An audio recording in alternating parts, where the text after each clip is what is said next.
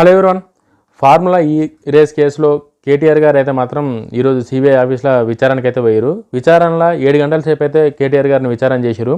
7 గంటల ఏమడిగారంటే కేటీఆర్ గారు బయటకు వచ్చి అడిగిందే అడిగారు ఆడ ఏం లేదని చెప్పేసి మాట్లాడారు. బట్ అక్కడ రియాలిటీగా ఏదైతే మనకు బయటకు వస్తున్న న్యూస్ ఏదైతే ఉందో కేటీఆర్ గారిని 7 గంటలు సుదీర్ఘంగా విచారించిన తర్వాత కేటీఆర్ గారు ఫోన్ కూడా తీసుకొని సీజ్ చేయడానికి అయితే ట్రై చేశారంట. బట్ కేటీఆర్ గారు ఇవాళ నేను ఫోన్ తీసుకెళ్ళలేదని చెప్పి ఆడికనైతే కేటీఆర్ గారు చెప్పి బయటకైతే వచ్చారు. బట్ ఈ నెల 18 తారీఖు కల్లా 18 కల్లా ఫోన్ అయితే తీసుకొని రమ్మని చెప్పారంట. కేటీఆర్ గారు ఏదైతే మొబైల్ ఆ టైంలో వాడారో ఆ ఫోన్ అయితే తీసుకొని రమ్మని చెప్పారంట. మరి చూడాలి ఎట్లయితుందో. కేటీఆర్ గారు మాత్రం బయటకు వచ్చి హీరోలాగా మాట్లాడుతున్నా సరే లోపల మాత్రం ఆ భయము ఆ ఫ్రస్ట్రేషన్ అయితే మాత్రం ఖచ్చితంగా కనిపిస్తుంది. స్కామ్ జరిగిందన్నది వాస్తవం.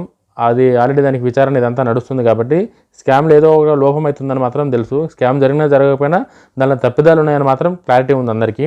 కేటీఆర్ గారు ఏదైనా తప్పిదాలు ఉంటే తప్పిదాలు కప్పుపుచ్చుకోవడానికి రేవంత్ రెడ్డి గారిని తిట్టడం మాత్రం కరెక్ట్ కాదు. ప్రతిసారి కేటీఆర్ గారు రేవంత్ రెడ్డి గారిని తిట్టి కేటీఆర్ గారు చులకనైతురు తప్ప రేవంత్ రెడ్డి గారికి దీనివల్ల ఊడిందైతే ఏం లేదు. జై హింద్.